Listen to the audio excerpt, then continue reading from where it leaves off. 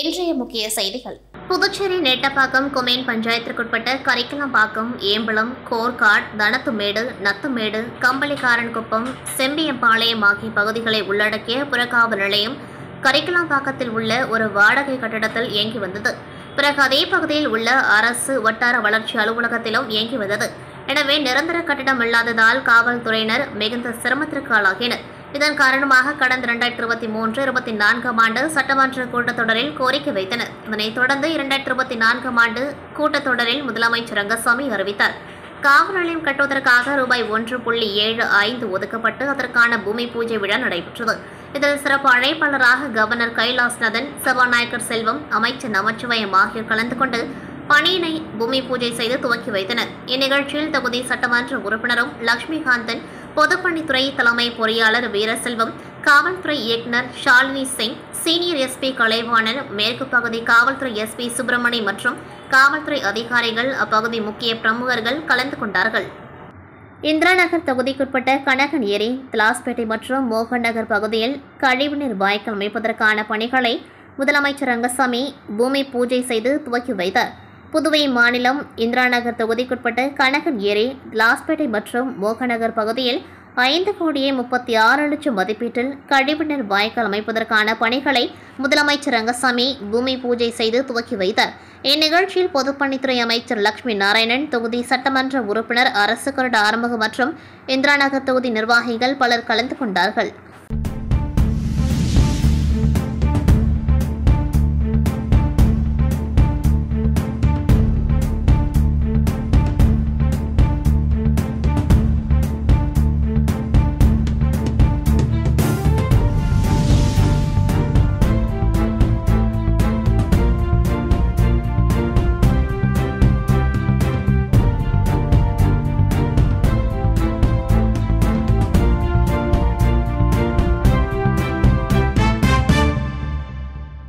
Puducherry Villianur Kanuvapettai main road பகுதியில் கடந்த 2 தினங்களுக்கு முன்பு வேதகிரி இன்பப்பட்டறை தொழிலாளியான இவர் சுத்தியால் தலையில் அடித்து கொலை செய்யப்பட்டுள்ளார்.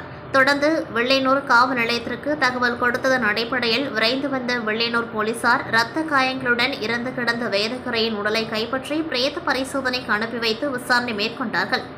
அதன் அடிப்படையில் மேற்கு காவல் கண்காணிப்பாளர் சுப்பிரமணியன் உத்தரவின் பேரில் வில்லையனூர் வட்ட ஆய்வாளர் கலைசெல்வன் மற்றும் உதவி ஆய்வாளர் திருமுருகன் தலைமையில் தனிப்படை அமைக்கப்பட்டு விசாரணையை வில்லையனூர் காவல் கண்காணிப்பாளர், குற்றப்பிரிவு காவலர்கள் மற்றும் காவல் நிலைய குற்றப்பிரிவு காவலர்கள் தீவிர விசாரணை மேற்கொண்டதில் இறந்து போன வேதகிரியின் மருமகன் விழுப்புரம் மாவட்டத்தை சேர்ந்த ஆறுமுகம் என்பதும், இவர் இறந்து போன வேதகிரியுடன் பட்டறை தொழில் செய்ததும், கொலை செய்யப்பட்ட அன்றைய தினத்தில் அதிக போதையில் இருந்ததாகவும், இதனால் ஏற்பட்ட வாய் தகராறில் ஆத்திரமடைந்த ஆறுமுகம் வேதகிரியை கொலை செய்ததும் விசாரணையில் தெரியவந்தது.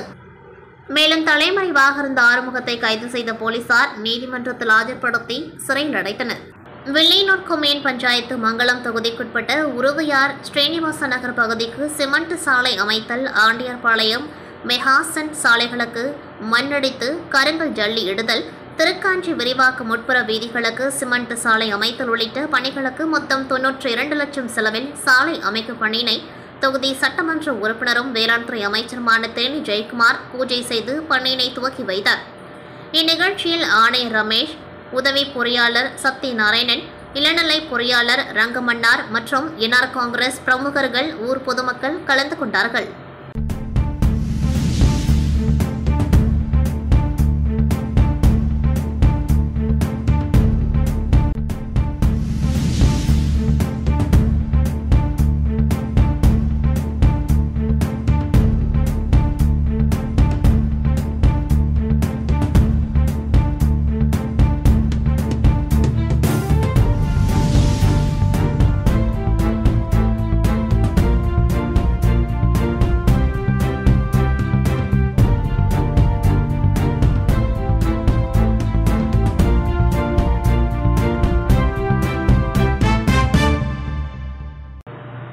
நீலகிரி மாவட்டம் கூடலூர் அருகே ஓவேலி பகுதியில் ராதாகிருஷ்ணன் என்ற யானையால் மக்கள் மிகுந்த அச்சமடைந்து வந்தனர். ஒரே மாதத்தில் 2 பேரை தாக்கிக் கொன்ற யானையை உடனடியாக பிடிக்க வேண்டுமென பொதுமக்கள் பல்வேறு போராட்டங்களை நடத்தினர்.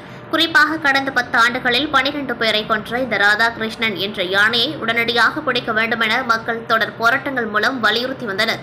இதனையடுத்து கடந்த 15ஆம் தேதி முதன்மை தலைமை வன பாதுகாவலர் ராஜேஷ்குமார் டோக்ரா ராதாகிருஷ்ணன் யானையை பிடிக்க உத்தரவிட்டார். அதன் பிறகு 100க்கும் மேற்பட்ட வனத்துறையினர் 4 கும்கி யானைகள் உதவியுடன் ட்ரோன் மற்றும் தரை வழியாக ராதாகிருஷ்ணன் யானையை பிடிக்க தீவிர முயற்சிகளை மேற்கொண்டார்கள்.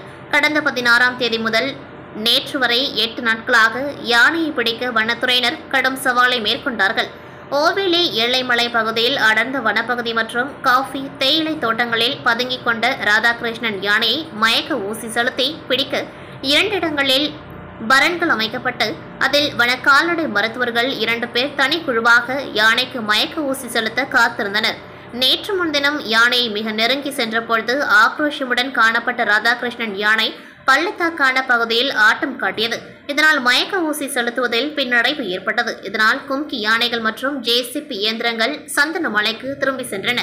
நேற்று அதிகாலை 5 மணி முதல் மீண்டும் ராதாகிருஷ்ணன் யானைக்கு மயக்க ஊசி செலுத்த வன கால்நடை மருத்துவர்கள் குழுவுடன் தயார் நிலையில் பரன் மீது ஏறிக்கொண்டார்கள். மாவட்ட வன அலுவலர் வெங்கடேஷ் பிரபு தலைமையில் 100க்கும் மேற்பட்ட வனத்துறையினர் யானையை சுற்றி வளைக்க பல்வேறு திட்டங்களை வகுத்து பட்டாசுகள் வெடித்து பரன் இருக்கும் இடத்திற்கு யானையை கொண்டுவர முயற்சித்தனர். ஆனால் யானை இருந்த பகுதியில் கடும் பனிமூட்டம் மற்றும் மழை பெய்ததால் மயக்க ஊசி செலுத்துவதில் மீண்டும் தாமதம் ஏற்பட்டது. ஒரு வழியாக அதிகாலை 5 மணியிலிருந்து 1 மணி வரை யானை நடமாட்டத்தையும் யானைக்கு மயக்க ஊசி செலுத்த வனத்துறையினர் திட்டமிட்ட இடத்திற்கு யானையை கொண்டுவர சுமார் 8 மணி நேரம் ஆன நிலையில் சரியாக 1 மணி அளவில் முதல் மயக்க ஊசி வெற்றிகரமாக ராதாகிருஷ்ணன் யானைக்கு செலுத்தப்பட்டது. முதல் மயக்க ஊசி செலுத்திய பின்பு ஆக்ரோஷமாக பல இடங்களில் ஓடிய யானைக்கு 2ஆம் மயக்க ஊசியும் சரியாக செலுத்தப்பட்டது. இதனால் மயக்க நிலைக்கு சென்ற யானை ஒரே இடத்தில் நின்றது. பின்பு இந்த இடத்திற்கு 4 கும்கி யானைகள் சென்றன. நீண்ட நேர போராட்டத்திற்கு பின்பு ராதாகிருஷ்ணன் யானை கால்களில் கயிறுகள் கட்டப்பட்டு கும்கி யானைகள் உதவியுடன் சவாலான பள்ளத்தாக்கான பகுதியில் இருந்து மேடான பகுதிக்கு யானையை வனத்துறையினர் கொண்டு வந்தனர். தேயிலை தோட்டத்தில் பள்ளமான இடத்தில் ஜேசிபி உதவியுடன் தாழ்வாக தோண்டப்பட்ட இடத்தில் மரக்கூண்டுடன் கொண்டுவரப்பட்ட லாரி சென்றவுடன் கும்கி யானைகள் உதவியுடன் ராதாகிருஷ்ணன் யானை மரக்கூண்டு லாரியில் ஏற்றப்பட்டது. பின்பு எல்லமலை பகுதியிலிருந்து முதுமலை அபராயண்யம் முகாமில் யானைக்காக தயார் செய்யப்பட்ட மரக்கூண்டில் அடைக்க ராதாகிருஷ்ணன் யானை கொண்டு செல்லப்பட்டது. ரேடியோ காலர் பொருத்தப்படும் ராதாகிருஷ்ணன் யானை 21 நாட்கள் மரக்கூண்டில் வைக்கப்பட்டு அதன் பின்பு வனப்பகுதிக்குள் விடப்படும் என வனத்துறையினர் தெரிவித்துள்ளனர். முதுமலை புலிகள் காப்பகத்தில் ஏராளமான புலி, மான், யானைகள் சுதந்திரமாக சுற்றித் திரிகின்றன. முதுமலை புலிகள் காப்பகத்துக்குட்பட்ட மசினக்குடி பகுதியில் முதுமலை நுழைவாயில் உள்ளது. இங்கு கான்கிரீட் தடுப்பு சுவரில் யானைகள் ஓவியம் வரையப்பட்டுள்ளன. இந்நிலையில் அந்த பக்கமாக வந்த காட்டு யானை ஒன்று மெதுவாக நடந்து சாலை கடந்து சென்றது. பின்னர் யானைகளின் ஓவியம் அருகே வந்த யானை அதனை பார்த்து ஷாக் ஆனது. அது உண்மையான யானைதான் என்று நினைத்து சண்டைக்கு தயாரானது. ஆனால் அது நிஜமில்லை என்று தெரிந்ததும் அந்த யானை துதிக்கையால் ஓவியத்தை ஆறுதலாக தடவி கொடுத்துவிட்டு பின் அங்கிருந்து சென்றது. திண்டுக்கல் அரசு மகளிர் கலை மற்றும் அறிவியல் கல்லூரியில் தமிழ்நாடு உயர்கல்வித்துறை வழிகாட்டுதலின்படி கல்லூரி கலை திருவிழா நடைபெற்றது. இவ்விழா குத்துவிளக்கேற்றி துவங்கப்பட்டது. இந்நிகழ்ச்சியில் முதல்வர் முனைவர் பேபி ராணி அவர்கள் தலைமையேற்று வழிநடத்தினார். தமிழ்நாடு அரசு உயர்கல்வித்துறை மாணவியர்களுக்கு கல்வி கற்றல் வளர்ச்சிக்கு துணை நின்றலோடு கலைகளை வளர்த்து மாணவியர்களை ஊக்கமளிக்கவும் பல்வேறு செயல் திட்டங்களை கொண்டுள்ளது. அந்த வகையில் கல்லூரி கலை திருவிழாவில் 32 போட்டிகளிலும் மாணவியர்கள் பங்கு கொண்டு உங்களது ஆற்றலை வெளிப்படுத்த வேண்டும் என கூறினர். இவ்விழாவில் சிறப்பு விருந்தினராக கொடைக்கானல் காவல்துறை துணை கண்காணிப்பாளர் யுவப்பிரியா அவர்கள் கலந்து கொண்டார். அவர் பேசுகையில் சைபர் கிரைம் குறித்து மாணவியர்களுக்கு ஏதேனும் பிரச்சனைகள் ஏற்பட்டால் காவல்துறை உங்கள் நலனில் மிகுந்த அக்கறை கொள்ளும் எனவும் எத்தருணத்திலும் உங்களுக்கு உதவிட முன்வரும் எனவும் கூறினார். மேலும் கலை திருவிழா போட்டிகளில் பங்கு கொள்ளும் மாணவியர்களுக்கு வாழ்த்துக்களை தெரிவித்துக் கொண்டார். அடுத்ததாக கொடைக்கானல் அன்னை தெரசா மகளிர் பல்கலைக்கழக ஆங்கிலத்துறை பேராசிரியர் முனைவர் முத்துமீனா லோஷினி அவர்கள் கலந்து கொண்டு சிறப்புரையாற்றினார். அன்றாடம் நமது வாழ்வில் நடத்தல், உண்ணுதல், அலங்காரம் செய்து கொள்ளுதல் என பல கலைகளும் நாம் செய்யும் செயல்களிலே பின்னி பிணைந்துள்ளது எனவும் எல்லோருக்கும் கலை உணர்வு உள்ளது. அந்த வகையில் கலை திருவிழா போட்டிகளில் பங்கு கொண்டு மாணவர்கள் அனைவரும் வெற்றி வாகை சூட வேண்டும் என கூறி வாழ்த்துக்களை தெரிவித்துக் கொண்டார். கொடைக்கானல் ரோட்டரியன் செல்வி ஜெடா மற்றும் அரசு மகளிர் கலை அறிவியல் கல்லூரி முன்னாள் பேராசிரியர்கள் சசி ரேகா, விஜயபாரதி, கோடை, பண்பலையில் பணியாற்றி கொண்டிருக்கும் வீணா உள்ளிட்டோர் விழாவில் கலந்து கொண்டு இன்று நடைபெறவிருக்கும் கவிதை, ஓவியம், தனி பாடல் போட்டிகளின் நடுவராக செயல்பட்டனர். விழாவில் முன்னதாக தமிழ்துறை முனைவர் மங்கையர்க்கரசி வரவேற்புரை நல்கினார். வணிக நிர்வாகவியல் துறை பேராசிரியர் அனிதா நன்றியுரை கூறினார். முனைவர் அன்புமணி மற்றும் பேராசிரியர்கள் 200க்கும் மேற்பட்ட கல்லூரி மாணவிகள் கலந்து கொண்டார்கள். இவ்விழாவை கல்லூரி நுண்கலை மன்ற குழு சிறப்பாக வழிநடத்தி சென்றது. மலைகளின் இளவரசி என அழைக்கப்படும் கொடைக்கானல் பிரதான சாலையாக கருதப்படுவது 7 வழி சாலை. நகராட்சி அலுவலகம் வழியாக பேருந்து நிலையம் செல்வதற்கு 7 வழி சாலையை கடந்து செல்ல வேண்டிய மிக முக்கியமான சாலையாக உள்ளது. இந்த பகுதியில் எவ்வித முன் அறிவிப்புமின்றி திடீரென மிகப்பெரிய அளவில் நெடுஞ்சாலைத்துறை பொதுமக்களின் உயிரை காவு வாங்கும் அளவிற்கு வேகத்தடை அமைத்துள்ளது. தனியார் ஹோட்டல், கல்வி நிறுவனங்கள் மத்தியில் இருப்பதால் இது தனியாருக்காக நெடுஞ்சாலைத்துறை பணி செய்வது போன்று பொதுமக்களின் எண்ணங்களாக உள்ளது. தேவையற்ற இடத்தில் வேகத்தடை அமைத்து 2 சக்கர வாகனம், 4 சக்கர வாகனங்களில் செல்லக்கூடியவர்கள் விபத்தில் ஏற்படக்கூடிய நிலை ஏற்படும் இடமாகவும் அந்த பகுதி உள்ளது. குறுகிய சாலையில் வேகத்தடை அமைத்து இரு புறங்களில் வரக்கூடிய வாகனங்களுக்கும் விபத்தை ஏற்படுத்தும் அளவிற்கு நெடுஞ்சாலைத்துறை செயல்பட்டு வருகின்றது. நெடுஞ்சாலைத்துறை அதிகாரிகளிடம் கேட்டதற்கு புகாராக எழுதி கொடுங்கள், பரிசீலிக்கின்றோம் என கூறுகின்றனர். ஆனால் அந்த பகுதி மிக குறுகிய சாலை, மக்கள் அதிகமாக நடந்து செல்லக்கூடியவர்கள், வாகனங்கள் மற்றும் 2 சக்கர வாகனங்கள் அதிக அளவில் பேருந்து நிலையம் வழியாக கடந்து செல்லக்கூடிய சாலையாக இருப்பதால் மக்கள் மற்றும் சமூக வலைதளங்களிலும் இதை அப்புறப்படுத்த வேண்டுமென கேள்விகள் எழுந்தவுடன் உள்ளது. தொடர்ந்து நெடுஞ்சாலைத்துறை உடனடியாக அந்த பகுதியில் அமைக்கப்பட்டுள்ள வேக தடையினை அப்புறப்படுத்தி நடவடிக்கை எடுக்கப்பட வேண்டும் எனவும் பல்வேறு அரசியல் கட்சியை சார்ந்தவர்களும் பொதுமக்களும் பல்வேறு அமைப்புகளும் நெடுஞ்சாலைத்துறையை கேட்டுக்கொண்டுள்ளனர். இன்னும் அதனை அப்புறப்படுத்தாமல் உள்ளது. பல்வேறு அமைப்புகளும் நெடுஞ்சாலைத்துறையும் கேட்டுக்கொண்ட நிலையில் இன்னும் அதனை அப்புறப்படுத்தாமல் உள்ளது. பொதுமக்கள் போராட்டத்திற்கு தயாராக கூடிய சூழல் உருவாக்கப்பட்டு வருவதாக நெடுஞ்சாலைத்துறை மீது குற்றம் சாட்டி வருகின்றனர். பாரத பிரதமர் நரேந்திர மோடி அவர்களின் 75வது பிறந்த நாளை முன்னிட்டு இந்தியா முழுவதும் 2 வார சேவை விழா பல்வேறு நலத்திட்டங்களுடன் கொண்டாடப்பட்டு வருகின்றது. அதன் தொடர்ச்சியாக புதுச்சேரி மாநில பாஜக நகர மாவட்ட ஓபிசி அணி தலைவர் ராம ஐயப்பன் அவர்கள் தலைமையில் உழந்தை ஏரியில் 1000 பனை விதை மற்றும் 500 மரக்கன்று நடும் நிகழ்ச்சி நடைபெற்றது. இந்நிகழ்ச்சியை பாஜக மாநில தலைவரும் முன்னாள் சட்டமன்ற உறுப்பினருமான VP ராமலிங்கம் அவர்கள் தனது தாயின் கண்ணம்மாள் பெயரில் மரம் நட்டு நிகழ்ச்சியை துவக்கி வைத்தார்.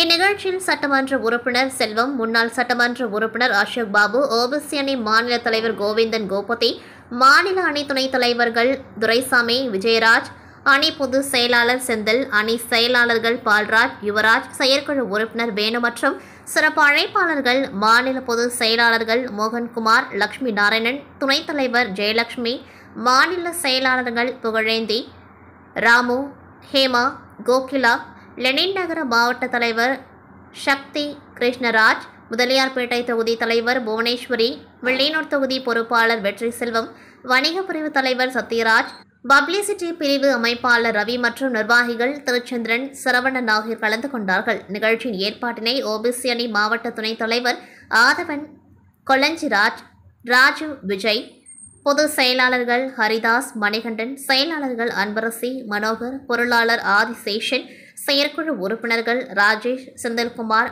பாபு, ராஜ்குமார் ஆகியோர் செய்திருந்தனர்.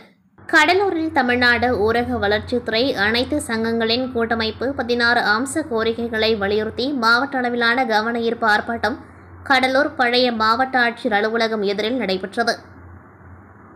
இந்த ஆர்ப்பாட்டத்திற்கு மாநில துணைத் தலைவர் ஜி வேலுவன் தலைமை வகித்தார். மாவட்ட செயற்குழு உறுப்பினர் சீதாராமன் வரவேற்புரையாற்றினர். இந்த ஆர்ப்பாட்டத்திற்கு அனைத்து பணியாளர் சங்க மாநில பொருளாளர் ராமலிங்கம் சிறப்புரையாற்றினர். இந்த நிகழ்ச்சியில் மாவட்ட தலைவர் கண்ணன் முன்னிலை வகித்தார். கடலூர் ஜி ரமேஷ், குறிஞ்சிப்பாடி வேல்முருகன், அண்ணா கிராமம் அருள், ஜெய்சங்கர், ரமேஷ், வெங்கடேசன், கடலூர் குமரேசன், தேவநாதன், வேல்முருகன், அய்யனார், ஏழுமலை, லட்சுமி, கிருஷ்ணமூர்த்தி, துரைலிங்கம், தீபா, முத்துலட்சுமி, கவிப்பிரிய மற்றும் நிர்வாகிகள் கலந்து கொண்டார்கள். இந்த கவன ஈர்ப்பு ஆர்ப்பாட்டத்தில் தூய்மை காவலர்கள் மாதாந்திர ஊதியத்தை ரூபாய் 10,000 உயர்த்தி ஊராட்சி மூலம் ஊதியத்தை வழங்கிட வேண்டும். மக்கள் நல பணியாளர்களுக்கு வழங்கப்பட்ட சிறப்பு காலவரை ஊதியத்தை தற்பொழுது காலவரை ஊதியமாக நிர்ணயித்து பணி நிரந்தரம் செய்ய வேண்டும். மேல்நிலை நீர்த்தேக்க தொட்டி இயக்குபவர்களின் பணி காலத்தினை கருத்தில் கொண்டு சிறப்பு காலமுறை வரை ஊதியம் ரூபாய் 15,000 வழங்கிட வேண்டும். ஊராட்சி ஒன்றிய பதிவறை எழுத்தருக்கு பொருத்தும் வகையில் வழங்க வேண்டும் உள்ளிட்ட 16 அம்ச கோரிக்கைகளை வலியுறுத்தி கவனஈர்ப்பு ஆர்ப்பாட்டம் நடைபெற்றது. இறுதியில் மாவட்ட செயற்குழு உறுப்பினர் ரங்கசாமி நன்றி கூறினார். புதுச்சேரி முதலியார்பேட்டை வளர்ச்சி இயக்கம் சார்பில் கண்டன ஆர்ப்பாட்டம் முதலியார்பேட்டை தபால் நிலையம் அருகே நடைபெற்றது. இதில் முதலியார்பேட்டை மற்றும் நயினார் மண்டபம் பிரதான சாலைகளின் சீர்கேட்டை கண்டித்தும், முதலியார்பேட்டை பகுதியில் குடிநீர் அசுத்தம் அடைந்ததை கண்டித்தும் மார்க்கெட் வீதி, மாங்காளியம்மன் கோவில் வீதி, வன்னிய பெருமாள் கோவில் வீதி, சுந்தரராஜன் வீதி, வண்ணார வீதி உள்ளிட்ட பல்வேறு பகுதிகளுக்கு நிதி ஒதுக்கியும் சாலை அமைக்காததை கண்டித்தும், தெருவிளக்கு சில பகுதிகளில் சரிவர எரியாததை கண்டித்து பலமுறை மனு கொடுத்தும் நடவடிக்கை எடுக்காததற்கு எதிர்ப்பு தெரிவித்தும், வேல்ராம்பட்டு வீதி ஏரி ஆக்கிரமிப்பு வீடுகளை அகற்றியவர்களுக்கு பொய்யான வாக்குறுதிகளை கொடுத்து ஏமாற்றிய சட்டமன்ற உறுப்பினர் சம்பத்தை கண்டித்து அவருக்கு எதிர்ப்பு தெரிவித்து நடைபெற்ற கண்டன ஆர்ப்பாட்டத்தில் 100க்கும் மேற்பட்டோர் கலந்து கொண்டு கண்டன கோஷங்களை எழுப்பினார்கள். இத்துடன் செய்திகள் நிறைவடைகின்றது. நன்றி, வணக்கம்.